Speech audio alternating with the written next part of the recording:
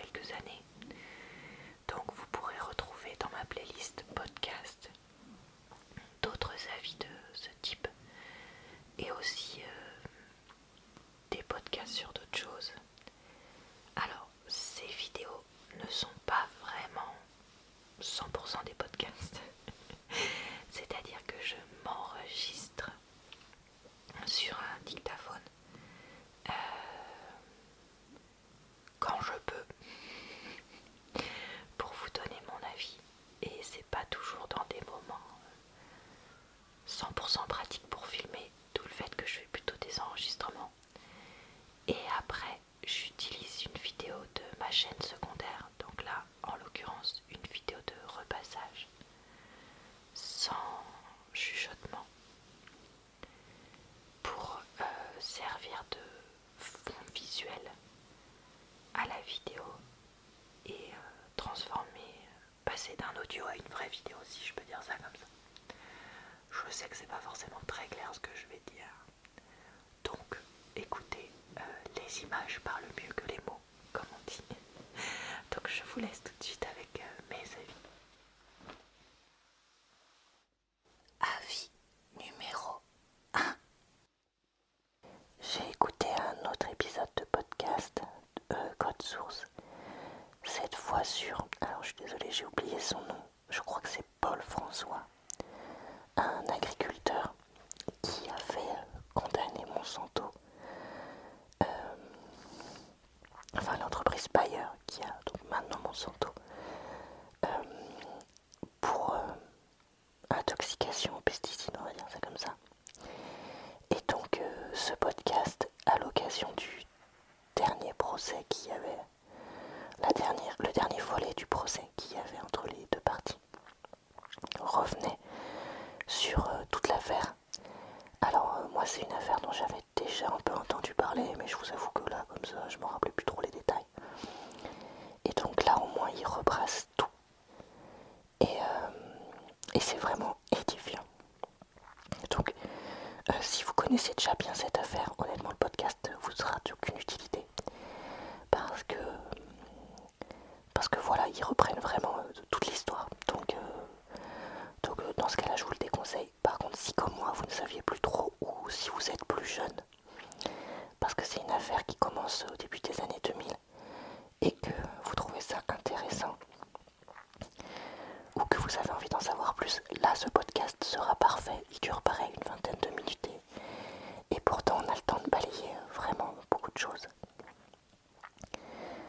Donc ce podcast, voilà, reprend les différentes étapes. Donc, qu'est-ce qui s'est passé en 2004, son intoxication, les problèmes de santé qui s'en sont suivis, et les différentes étapes du procès avec Monsanto qui fait tout, mais tout, pour ne pas être condamné.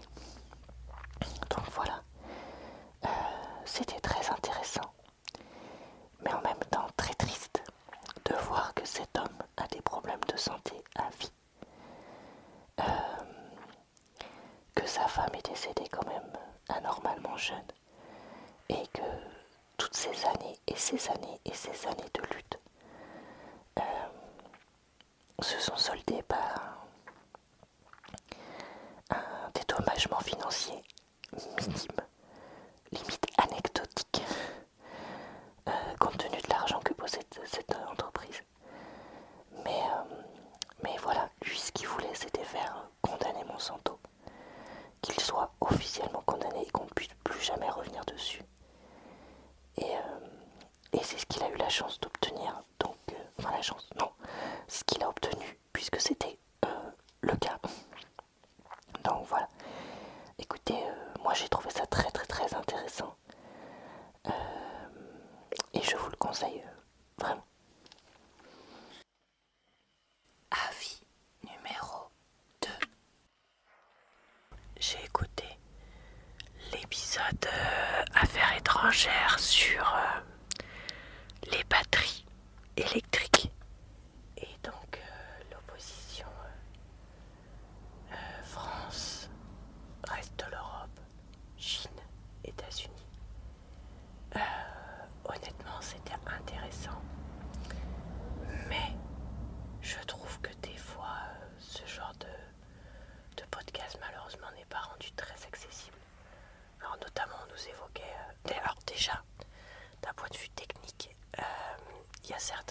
des intervenants dont la connexion saute ou qui ont une connexion mais vraiment pourrie à distance.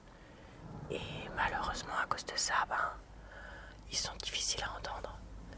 En plus, donc ça c'est sur la forme, mais même sur le fond, je trouve que qu'on part du principe que tu connais certaines choses, comme par exemple apparemment la fameuse crise des panneaux solaires, machin. Ouais, mais moi je connais pas, je suis pas du tout spécialiste de l'économie. Et comme c'est quelque chose qui m'intéresse, bof. Voilà. Donc, ouais, franchement, honnêtement, il y a des moments où je décrochais. Et du coup, j'ai l'impression que faire un podcast d'une heure, d'un côté c'est bien, mais d'un autre côté, on pourrait condenser un peu pour que ce soit vachement plus tout public. Je sais pas comment dire.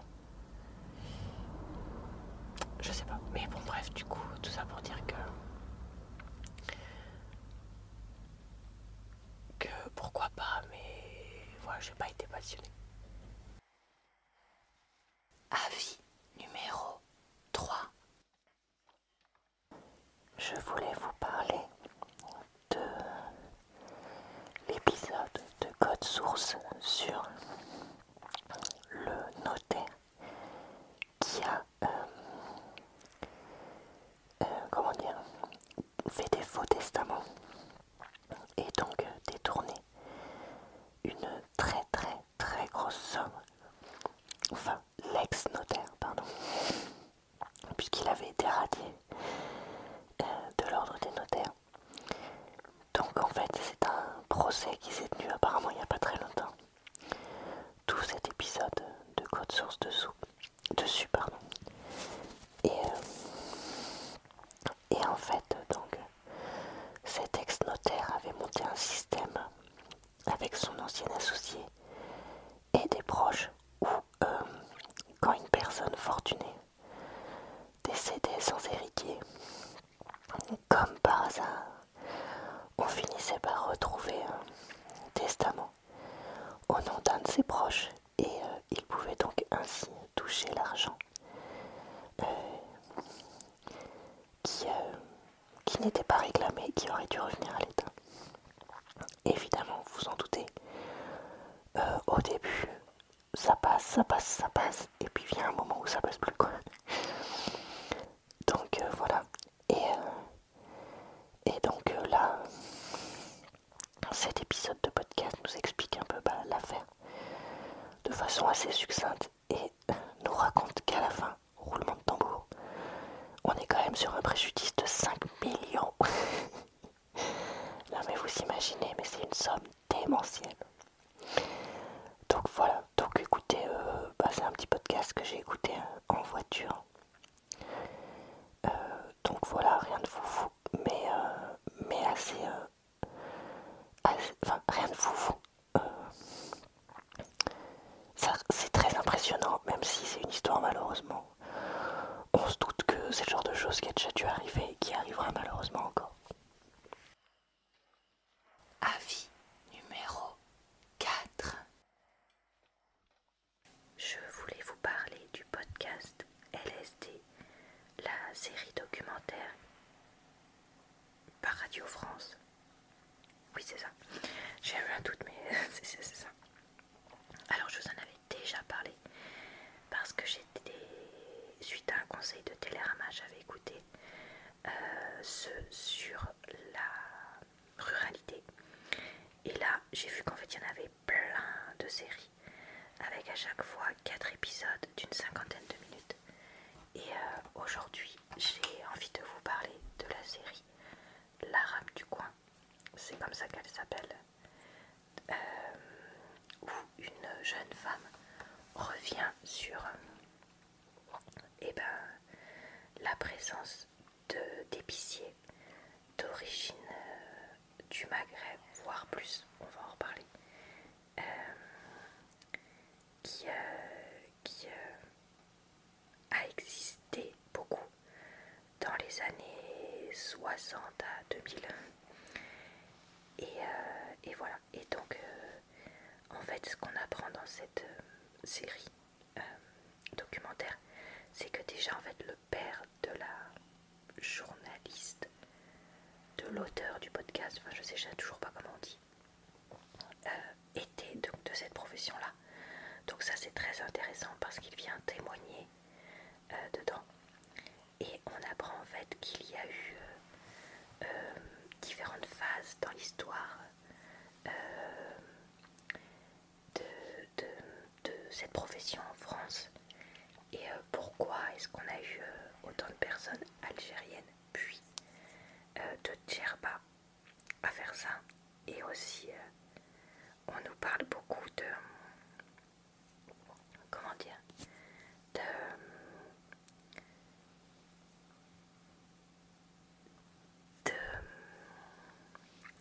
enfin il y a un vrai côté histoire, sociologie, etc. Et c'est vraiment quelque chose de très poussé. Et là, je serais bien incapable de vous résumer toutes les informations qu'il y a dans ces 50 premières minutes, mais c'est très intéressant. Et puis moi qui suis nulle en histoire, bah, j'apprends plein de choses. Mais j'apprends des choses, il y a un cas concret, et on a des vrais spécialistes qui interviennent. Et vraiment, enfin voilà, j'ai adoré, et j'ai très hâte d'écouter les autres épisodes. Et j'espère qu'ils seront aussi bien que ce premier-là. Voilà. Désolée, je vous en parle pas énormément, mais ouais, j'aurais peur en fait de dire des bêtises. Donc je préfère, voilà, je préfère rester sobre. Mais il y a une vraie histoire, et histoire avec un grand H, et on a aussi des histoires individuelles avec un petit H, s'il vous plaît. Et c'est vraiment passionnant. Avis numéro 5. Je voulais vous donner mon avis sur le podcast du Parisien sur Christine and the Queens. Alors, ça va être compliqué pour moi parce que c'est une personne qui se faisait référencer au féminin avant et qui maintenant se fait référencer au masculin. Donc dans le podcast, ils font le choix de référencer soit au masculin soit au féminin en fonction du moment dont ils parlent pour coller avec la façon dont la personne s'identifiait. Du coup là dans mon avis je vais dire pareil, donc si ça vous convient pas, désolé, mais voilà, je fais au mieux. Donc une chanteuse mais aussi chanteur français assez connu, et en fait les journalistes retraçaient sa vie. Donc qui était cette personne, son milieu familial, son enfance, ses études, ses premiers pas dans la musique, puis une période où on n'en a plus trop entendu parler, les nombreux,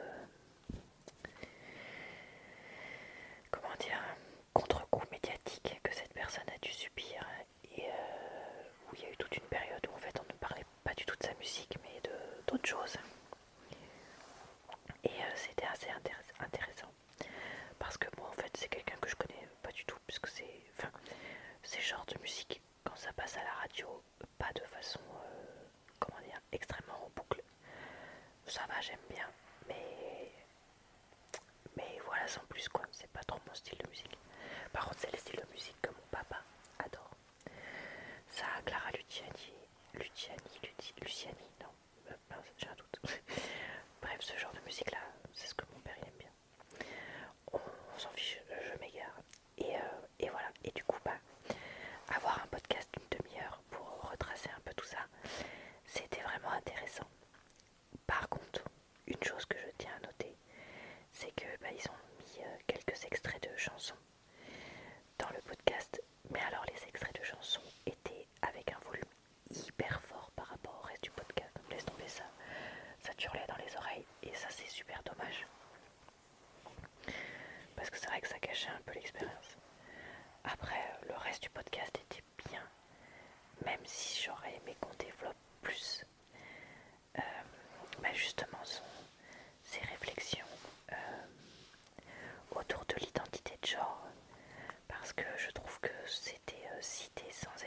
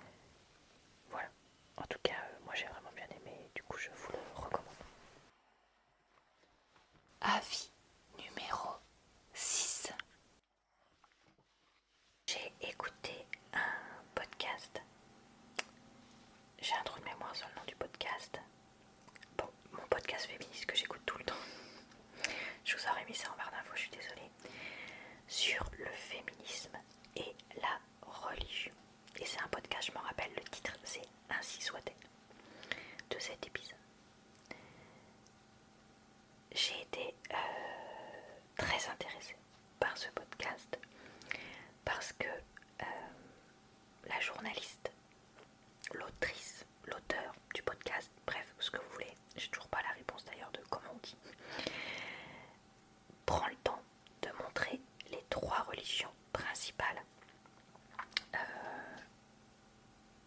en France, c'est-à-dire les chrétiens, les musulmans et les juifs. Il me semble qu'en France, en termes de quantité, les bouddhistes sont numéro 4, mais peut-être que je me trompe, c'est peut-être moi qui dis une énormité. Si c'est le cas, je m'en excuse. Et malheureusement, on n'a pas de témoignage de personnes bouddhistes.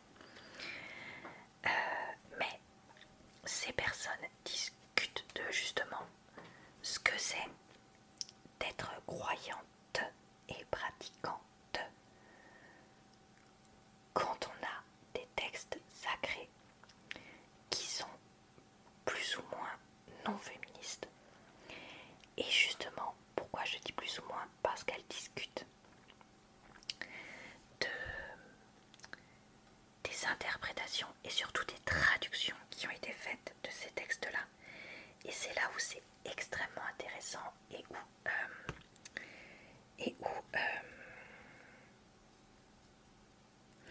le fait qu'elle ait choisi des femmes qui aient quand même des connaissances très poussées dans les religions, enfin si vous voulez, il y en a plusieurs, je sais plus si... Enfin voilà, il y en a plusieurs, c'est leur spécialité, enfin vraiment c'est leur travail quoi. Et ben c'est très intéressant. Après, je sais que ce que la jeune femme musulmane dit dans ce podcast est polémique dans le podcast, et c'est quelque chose qui est polémique aussi aujourd'hui sur le voile. Je ne me permettrai pas, n'étant pas ni musulmane ni de culture musulmane, de juger son choix. Et puis comme vous savez que j'essaye d'éviter de parler politique et religion sur ma chaîne, pareil, voilà, je vais laisser ça de façon neutre. De la même façon, je sais que dans la confession chrétienne, il y a eu aussi énormément de changements, changements qui n'ont pas forcément eu lieu aujourd'hui en 2023 ou même depuis 10 ans, mais de façon plus ancienne. Après, est-ce qu'il y a quelque chose qui est bien ou pas bien? Ça, voilà, je vous laisserai chacun juger. Mais en tout cas, je voulais quand même en parler de ce fait-là, parce que je sais que voilà, c'est quelque chose qui peut peut-être choquer ou pas. Mais j'ai trouvé intéressant d'avoir l'avis de ces femmes-là. Voilà, sur le fait de combiner sa religion et le féministe. Parce que tu sens que pour elles, le fait d'être dans cette religion ou pas, la question ne se pose pas. Et justement, la jeune femme qui... Enfin non, pas la jeune femme, j'en sais rien si elle est jeune ou pas, pardon. La femme qui est juive dit quelque chose qui m'a vraiment marqué. Elle dit: mais je choisis pas d'être juive de la même façon que je ne choisis pas d'être une femme. Parce que pour elle, c'est tellement... Enfin, c'est elle, quoi. Parce qu'elle a été élevée comme ça, parce que ça la représente, parce que... etc. Et c'est vrai que ça m'a fait penser un peu, comme si moi je disais je ne choisis pas d'être française et je ne choisis pas d'être une femme. Bah non, puisque je suis une femme française. C'est comme ça, j'ai été élevée dans la culture française, j'ai été élevée en France, etc. Et voilà, bref, c'était un épisode en tout cas intéressant et qui mérite de poser beaucoup de questions, mais qui, je pense, ne plaira pas à tout le monde, parce que les opinions qui sont dedans sont contraires à ce que pense une majorité de féministes, j'ai l'impression, et sont contraires à, pour certaines, à l'opinion publique. Voilà. Donc sachez que ça existe, si jamais ça vous intéresse aussi. Avis numéro 7. Coucou, je voulais vous parler d'un podcast Code Source, toujours le podcast d'actualité du Parisien que je suis pas mal. Ce podcast s'intitule Matt Dalton et gros et 38 ans après ou un truc comme ça. Alors de quoi ça parle? Ça parle d'une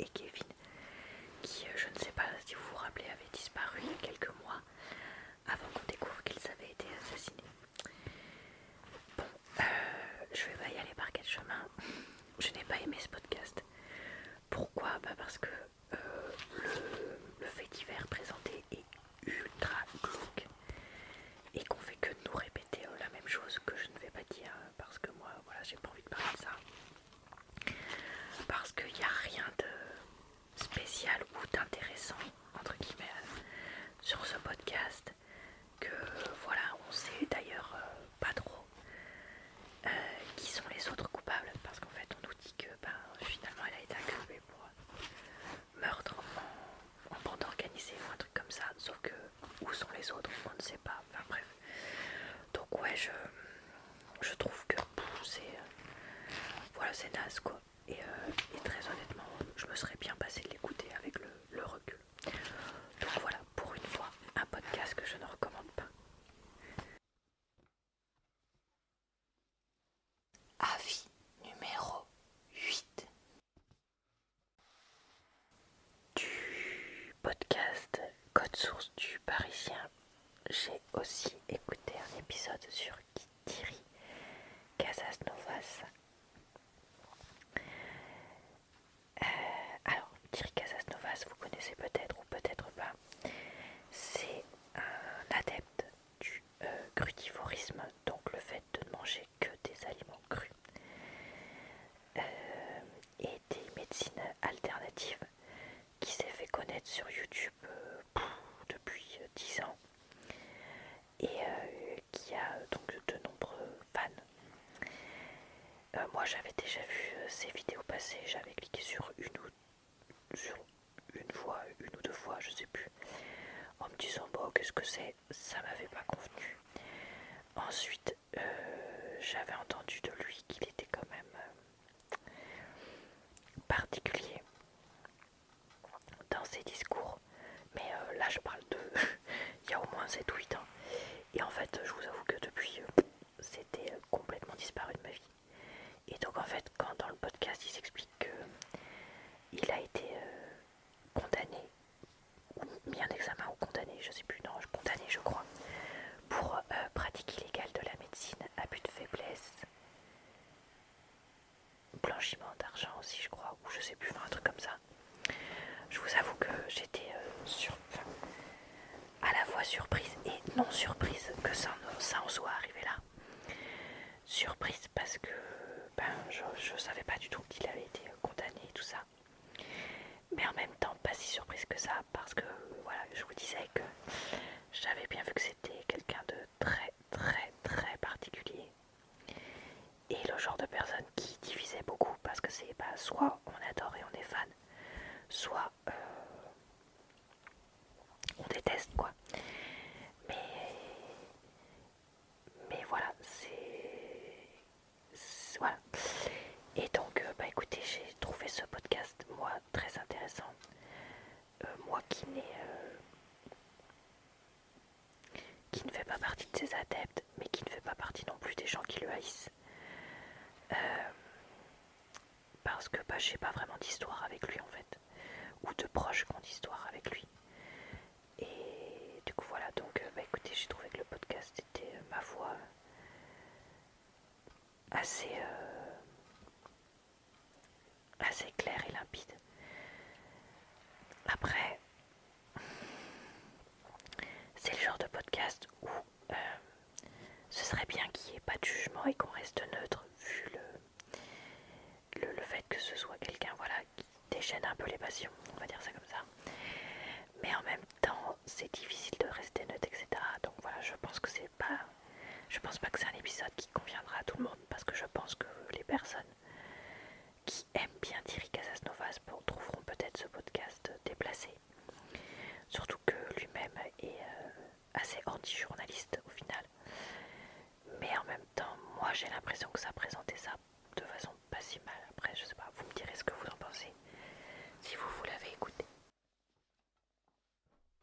Avis numéro 9.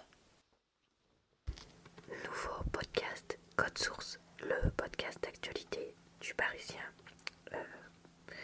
J'en parle très souvent, comme vous avez déjà remarqué ces dernières vidéos. Podcast des podcasts. Donc aujourd'hui, je me rappelle plus exactement le titre exact, mais on parlait d'un jeune homme, je crois qu'il s'appelle Florian, qui partait à la recherche de sa maman parce qu'il est né sous X, la même année que moi, donc en 1989, et donc il faisait une quête pour retrouver celle qu'il avait mis au monde. C'était un podcast très beau, très touchant, avec une histoire de vie comme je les aime, c'est-à-dire des gens ordinaires qui ont une vie extraordinaire, et d'évoquer un petit peu les difficultés à certains moments de ce jeune homme comment dire, pour découvrir qui est sa maman, et aussi le racisme qu'il a subi et qui l'a vraiment mis à mal. Et ça, c'était très intéressant, même si ça aurait pu être probablement plus développé.